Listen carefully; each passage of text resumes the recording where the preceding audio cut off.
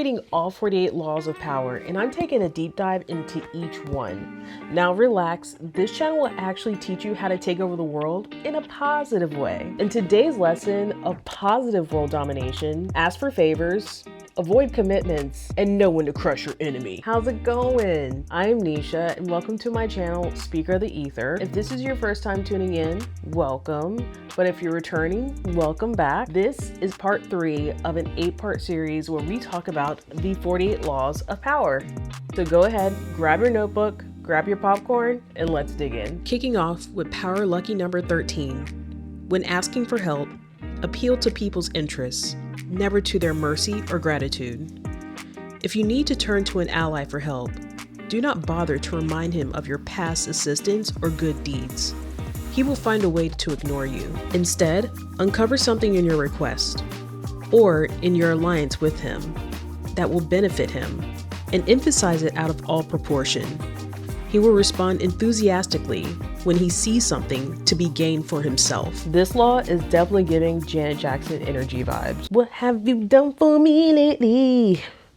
Ooh, yeah. Just because you did something grand for someone in the past, it doesn't necessarily equate to them helping them solve their problems in the present. Like quid pro quo.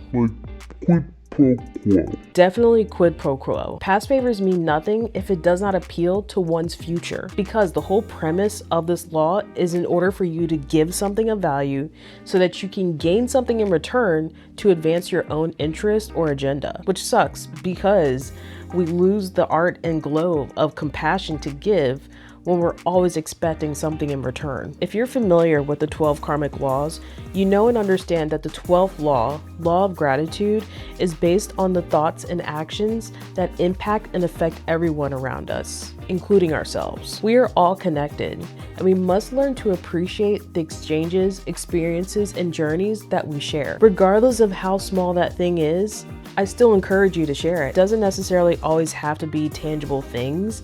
It can be words of encouragement or a talent, because of course, naturally as human beings, we expect gifts to be tangible things when it doesn't. And not to mention, it'll actually increase the vibration and frequency of the planet because we are gifting from our own hearts, because we are practicing gratitude. And also, when you're offering someone something or gifting someone, it doesn't always have to be publicized, because at that point it seems like you're constantly looking for that external validation and basically getting the gold star of the day versus just gifting from your heart behind closed doors. Power number 14.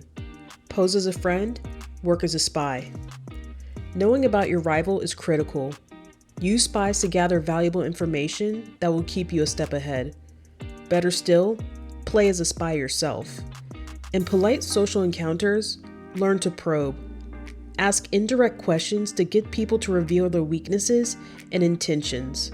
There is no occasion that is not an opportunity for artful spying. For this law, you need to understand your target's next move before they do. This is where predictability comes into play. One particular word that really sticks out to me is the word clairvoyance, which is the art of seeing things without knowing or logic. You can just see it. Everyone has the ability to be clairvoyant, but it does take a lot of discipline and a lot of patience for you to be able to tap into that gift. Or if you have issues and you don't really know how to tap into your clairvoyant capabilities, then you can use law number 4. You can make someone talk to the point where they'll just give their secrets away. Or if you find yourself that you are the target of this law, then basically saying less is necessary. As a spy, you really have to learn how to lean in and pay close attention to what they're saying, and eventually they'll give you the information that you're looking for. But the key is to not make it too obvious that you're trying to get information from them,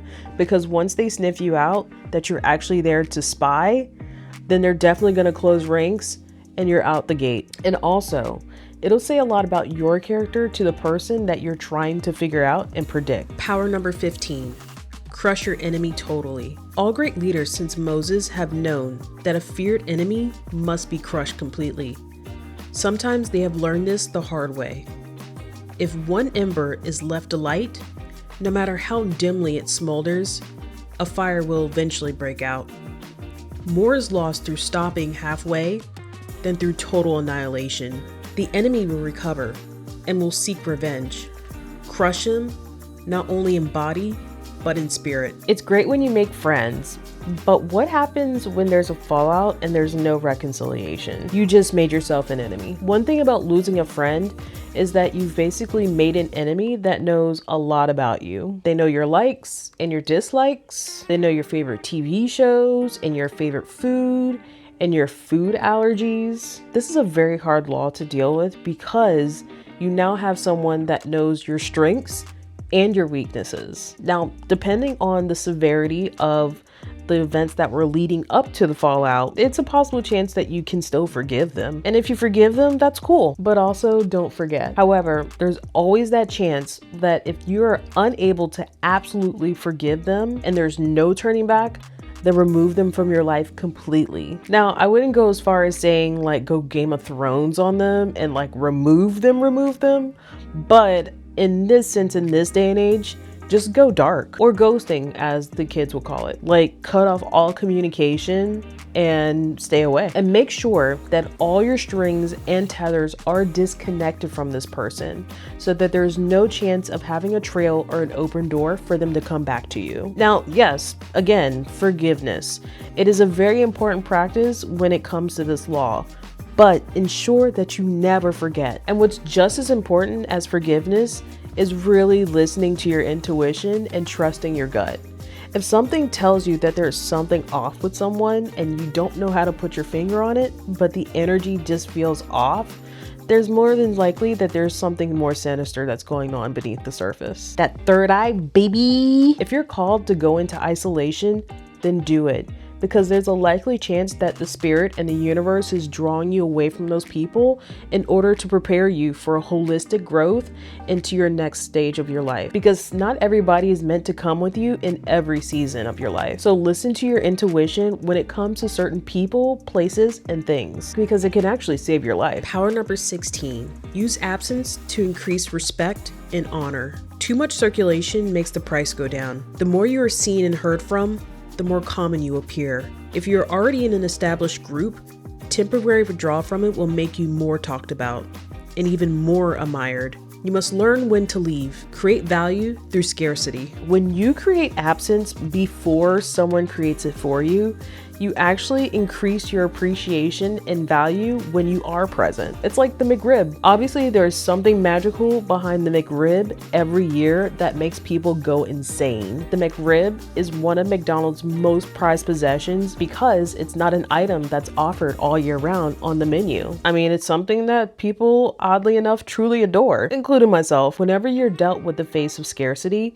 it actually demands honor and respect for something. So if you're constantly in the face of someone that you see on a regular basis, then the likeness begins to wear off and they'll get bored of you very quickly. You always want to make sure that you make yourself accessible, but not available to the point where people will take your presence for granted. Power number 17, keep others in suspended terror. Cultivate an air of unpredictability. Humans are creatures of habit with an insatiable need to see familiarity in other people's actions. Your predictability gives them a sense of control. Turn the tables.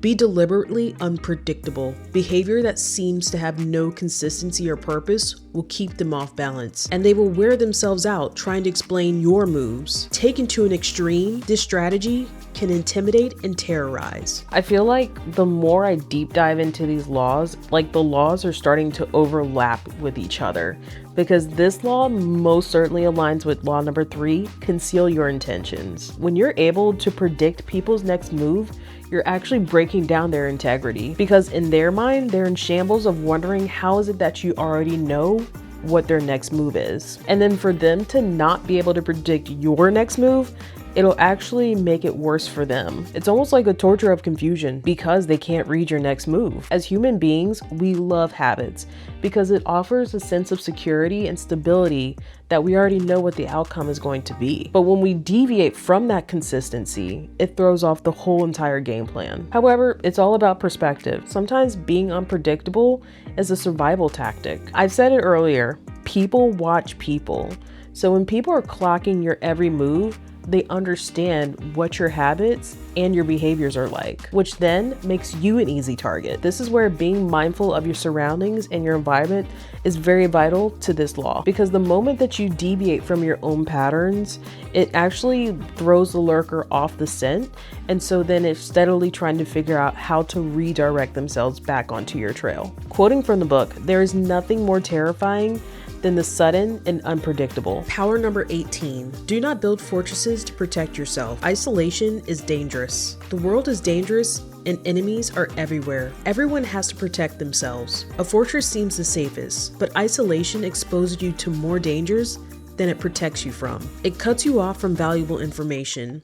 It makes you conspicuous and an easy target. Better to circulate among people. Find allies. Mingle. You're shielded from your enemies by the crowd. I have mixed emotions about this law because I love my solitude, but I also know that it can be dangerous because if you're isolated, you have no way of keeping tabs on who's keeping tabs on you. So you can easily be abducted by aliens and nobody would know. So when reading this law, it really helped me kind of put in perspective of what it means to be really isolated. So if you're basically continuously choosing to be isolated and have your head in the sand, then you're not able to grab the important information so that you can help improve your defense mechanisms for the next attack. You want to keep your ear to the ground. However, you don't want to have the same people constantly around you. You want to diversify your group a little bit. So this way you can gain different insights of all the information that's around you and decipher that information however you wish. Now, what I did get from this is that isolation is okay, but in small doses. If your mind and body is telling you that it's time for you to disconnect,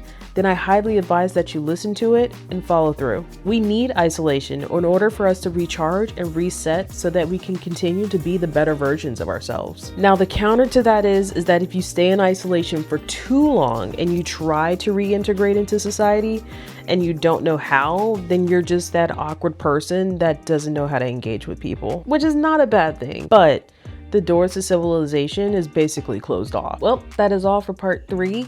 We are now just shy of 40% of completing this book. I told you I am staying committed to getting this done, but I need you to hold me accountable. Go ahead and drop a like in this video and then also subscribe so that you don't miss any of this as it's unfolding in real time, and also drop in the comment section on which law that you'll be actually putting into practice. And let's all get powerful together or confusingly entertained. Either way, we're walking away with something. And remember to always stay aware. Take care. I'll see you next time.